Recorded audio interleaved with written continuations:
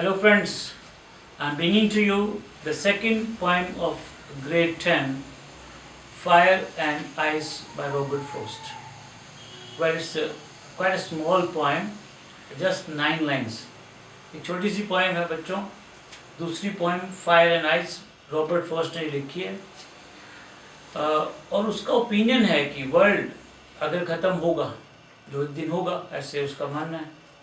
तो fire and ice children, they are not only literal meanings, just fire means only अग्नि, but fire has got different meanings, means lust, means brutality, means anger, means hatred.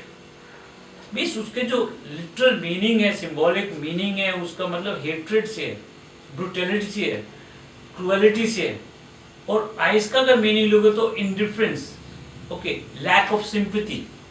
Okay, ये सब चीज़ें हैं जो इंसान के अंदर आज कूट कूट कर भरी हुई हैं और जिसकी वजह से अभी बहुत नफरत है, वायलेंस है इंसान के अंदर, हीटेड आर्ग्यूमेंट चलते हैं और उसके चलते क्या है कि हम बदले की भावना से प्रेरित रहते हैं और हम एक दूसरे के दुश्मन बन जाते हैं. और अगर इसका लिटरल मीनिंग लो तो बोलता है कि ये ग्लोबल वार्मिंग की वजह से बहुत ज़्यादा हीट आएगी और उस हीट की वजह से हमने क्या किया है और इंसान ने जो सेल्फिश मोड अपनाया है उसकी वजह से अपने सेल्फिश एंड्स को पूरा करने के लिए हम नेचर से खिलवाड़ कर रहे हैं, जिसकी वजह से बहुत सारे जो है नेचुरल कैलेमिटीज़ आते हैं, अर्थक्वेक्स आते हैं, फ्लड्स आते हैं और बहुत सारी बीमारियां आ जाती हैं. ओके, इस प्रकार से क्या है कि दुनिया का अंत हो सकता है. And he says that my opinion goes with that. Robert Frost ये बोल रहा है कि मेरा अपना ओपिनियन है कि जो दुनिया का जो एंड होगा वो इसी हेट्रेड, इसी नफरत, इसी ill will, jealousy, revenge, violence, brutality, cruelty, इन सब की वजह से होगा. फिर वो एक दूसरा थॉट भी लेता है कि अगर दुनिया को 2 बार ख़त्म होना है, if the world were to end twice, तो फिर आइस का भी उसने एग्जाम्पल दिया है कि वो कहते हैं कि अगर इतनी ज़्यादा आग होगी तो उसकी वजह से क्या है कि जो फ्रीज, जो अर्थ है वो फ्रोज हो जाएगी बहुत ज़्यादा. ओके, और फ्रोज होकर क्या है कि पूरी की पूरी ह्यूमैनिटी वो भी मर सकती है. So this is what he is saying in this particular 9-line poems, that is fire and ice. Now let us see what exactly happens in this particular poem. So children, please again do have the book with you, have a pen or pencil so that you can write this some meanings which are given there. I am coming to you. Some say, अब विचार हैं, दो धाराएं हैं, दो schools हैं thoughts के. एक कहता है कि फायर की वजह से, एक कहता है आइस की वजह से. तो here say some say the world will end in fire, that means desire. Okay, तो फायर दैट मीन्स डिजायर, जो इच्छाएं हैं हमारी, जो लस्ट है हमारे अंदर, उसकी वजह से क्या है कि दुनिया का खात्मा होगा. और फायर एंड आइस, ये जो सिंबल्स हैं, ये तो सिर्फ हेट्रेड, नफरत, डिजायर, इच्छा. सो सम say the world will end in fire. Children, यहाँ पे क्या है कि सम से और नीचे भी सम से आ गया. And the world will, WW, it is alliteration. Children, write it down. This is the figure of speech in the first line. Some say, स, वर्ल्ड विल, अगले WW की आवाज आ रही है, दैट इज अलिटरेशन. ये alliteration होगा. Will end in fire, that means because of desire. ये जो हमारी इच्छाएं हैं, ये जो हमारा लस्ट है, किसी भी चीज़ को पाने के लिए हमारी बहुत ज़्यादा तीव्र इच्छा रहती है. हम उसको डिज़ायर करते हैं या नहीं करते हैं, हम उसको डिज़र्व करते हैं या नहीं करते हैं, लेकिन डिज़ायर हमारे अंदर रहती है. तो अगर डिज़र्व नहीं करते, हमारे पास वो काबिलियत नहीं है, तो पाने की काबिलियत तो है नहीं, इच्छा रहती है, तो हम उसके लिए क्या है कि गलत काम करते हैं. और उस गलत काम की वजह से क्या है कि हमारा वॉयलेंस, हेट्रेड और नफरत पैदा होती है, रिवेंज पैदा होता है और एक दूसरे का दुश्मन हो जाते हैं. This is some say the world will end in desire, that means end, that means perish because of the big fire, he says. So he says some say. Again children, सम से, पहली जो लाइन है वो भी सम से, दूसरी line है वो भी सम से. इसको बच्चों एनाफोरा बोलते हैं. और ये पोएटिक डिवाइस है जिसमें एक वर्ड या फिर ग्रुप ऑफ वर्ड्स होते हैं, या एक वर्ड है या फिर ग्रुप ऑफ वर्ड्स हैं वो रिपीटेडली यूज होते हैं बिगिनिंग में, जैसे some say in order to add some musical touch और टू हैव सम एम्फेसिस। किसी चीज़ को अगर एम्फेसाइज करना है, जोर देकर कहना है, म्यूजिकल रिदम लाना है उसमें, तो ये रेपिटिशन होता है। और शुरू में होता है लाइन के, आप देख लीजिए, सम से, ये 2 लाइनों में रिपीट हो गया। इसको बोलते हैं anaphora, ANAPHORA, anaphora children, this is the meaning. And some say the world will end in fire, some say in ice. Ice means hatred and fire means desire, that is will.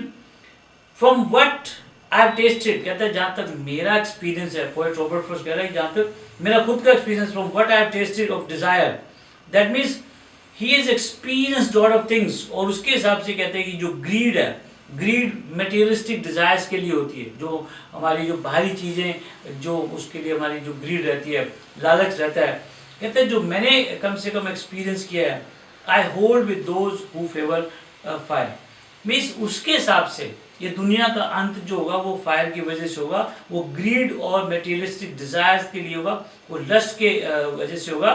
Okay, and then is burning lust for materialistic things, ये जो desire होती है, burning desire होती है, उसके लिए हम फिर बुरा भी करते हैं, अच्छा भी करते हैं, सोच खत्म हो जाती है इंसान की। तो he says I hold with those who favour fire, जो फायर से, में जो हेट्रेड से, नफरत से, लस्ट से, जो इस ओपिनियन में है कि दुनिया इसकी वजह से खत्म होगी, मेरा ओपिनियन भी उनके साथ जाता है। तो बच्चों आपने देखा जो पहले लाइन थी, सम से वर्ल्ड विल, WW, ये तो अलिट्रेशन था। फिर सम से ये दूसरी लाइन में सम से रिपीट हो गया, इसको एनाफ्रा बोलते हैं। बट इफ इट आई, ये वोवल साउंड रिपीट हो गया बच्चों, इसको एजोनेंस बोलते हैं। मीन जहां पर वर्ड का रेपिटेशन ही है, जहां पे सिंगल अल्फाबेट का वोवल का रेपिटेशन होता है, जिससे साउंड इफेक्ट आता है, उसको एजोनेंस बोला जाता है। So if I, assonance. But if it had is second form children, has, have is first form, had is second form and had is third form. But if had to perish twice, अगर दुनिया को 2 बार खत्म होना है, perish का मतलब die, if had to die twice, I think I know enough of it. कहते हैं कि मुझे इस बात का पता है कि hatred का तो मुझे पता है, एक्सपीरियंस खुद का भी है उसका। I think I know enough of it to say that for destruction, अगर दुनिया को खत्म होना है, that for destruction ice is also a great. तो हेट्रेड का तो उसको पता है, देखो उसने खुद ही कहा इस बात के लिए कि जो फायर है, फायर तो डिजायर की वजह से, फायर का जो सिंबॉलिक मीनिंग डिजायर है, और जो आइस है उसका मतलब हेट्रेड। तो कहते हैं मैं दुनिया में इतनी नफरत को जानता हूँ, उस नफरत की वजह से भी इस दुनिया का अंत हो सकता है। इतनी ज़्यादा नफरत है दुनिया में, और नफरत की वजह से हर गलत काम होते हैं। He says, I think I know enough of it. मुझे hatred, that is, hatred is the symbolic meaning of ice. To say that for destruction of, for that destruction, ice is also a great and would suffice me sufficient. Means मेरा ये मानना है कि दुनिया को खत्म करने के लिए आइस भी बहुत है, इसको भी, इसकी वजह से भी खत्म किया जा सकता है। And he says the Bible के हिसाब से कहता है कि the world will end in fire, and it means that death and destruction is going to be everywhere, and even the human beings won't get much time to come out from there. मतलब इंसान के पास इतना समय भी नहीं रहेगा कि उसके पास बचने का भी समय रहे। तो ice, fire and ice, children, fire को जो सिंबॉलिक मीनिंग जिसका यूज किया मैंने आपको बताया, एंगर, गुस्सा, लस्ट, ग्रीड मीन्स जिसमें लालच आ जाता है, एंड वॉयलेंस जिसमें हम बहुत ज़्यादा लड़ाई झगड़े करते हैं। So anger, lust, greed, violence, ये सिंबॉलिक मीनिंग है फायर के। और जो आइस का जो मीनिंग है, that is apathy, that is lack of understanding, emotions की कमी होती है, इनडिफरेंस है, हेट्रेड, नफरत है, एंड लैक ऑफ कंसिडरेशन, मतलब हम दूसरे की भावनाओं को भी नहीं समझते। तो this is something that he is talking about the symbolic meaning. अब एक और फिगर ऑफ स्पीच जो बच्चों जो इसमें आया, और जो डस्ट और स्नो में था एंजम्पमेंट, दैट मीन्स आप पूरी की पूरी पोएम को देखिए, जो 9 लाइन्स हैं उसमें एक लाइन दूसरे में जा रही है, दूसरे तीसरे में। So one line is ending the other one, the third, fourth, means कहीं भी पंक्चुएशन मार्क नहीं है। जहाँ कोई फुल स्टॉप नहीं है, कोई कॉमा नहीं है, आखिरी में जाके आप देखो एक फुल स्टॉप आता है, बाकी कहीं भी कोई पंक्चुएशन मार्क. तो where the lines are ending into the one and the starting with the second and the meaning has to be taken from the whole, this is known as enjambment.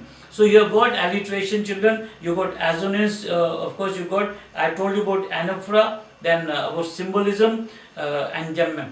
These are some of the figure of speeches which are used in this particular poem. So it's very short poem and something that we should also learn from it. This is what I have to tell to you. I am sure you must have got it. Thank you.